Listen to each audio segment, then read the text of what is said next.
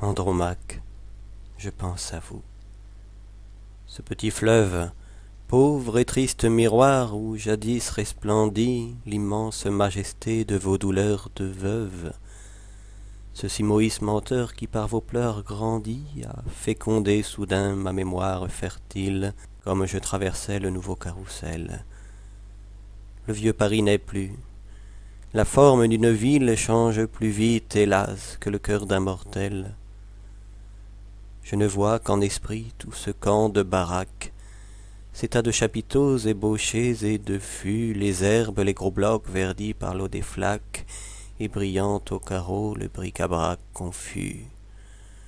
Là, s'étalait jadis une ménagerie, là, je vis un matin, à l'heure où sous les cieux froids et clairs le travail s'éveille, où la voirie pousse un sombre ouragan dans l'air silencieux, un cygne qui s'était évadé de sa cage et de ses pieds palmés frottant le pavé sec, sur le sol raboteux traînait son blanc plumage. Près d'un ruisseau sans eau, la bête, ouvrant le bec, baignait nerveusement ses ailes dans la poudre et disait, le cœur plein de son beau lac natal, « Oh, quand donc pleuvras-tu, quand tonneras-tu, foudre ?» Je vois ce malheureux mythe étrange et fatal, vers le ciel quelquefois comme l'homme d'Ovide, vers le ciel ironique et cruellement bleu, sur son cou convulsif, tendant sa tête avide, comme s'il adressait des reproches à Dieu.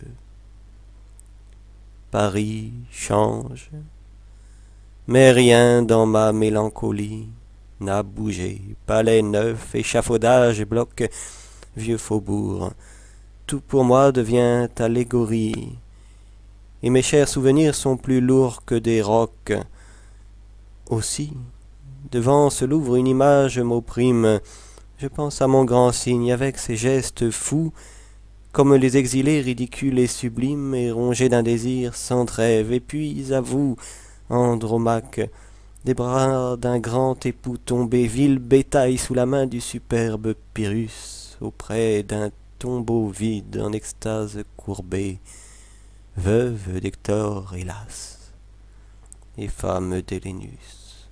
Je pense à la négresse, amaigrie et phtisique, piétinant dans la boue et cherchant, œil hagard, les cocotiers absents de la superbe Afrique, derrière la muraille immense du brouillard, à quiconque a perdu ce que ne se retrouve jamais, jamais.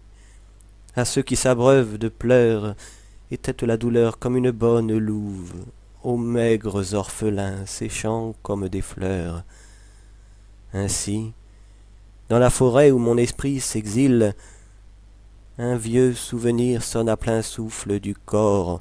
Je pense aux matelots oubliés dans une île, à bien d'autres encore.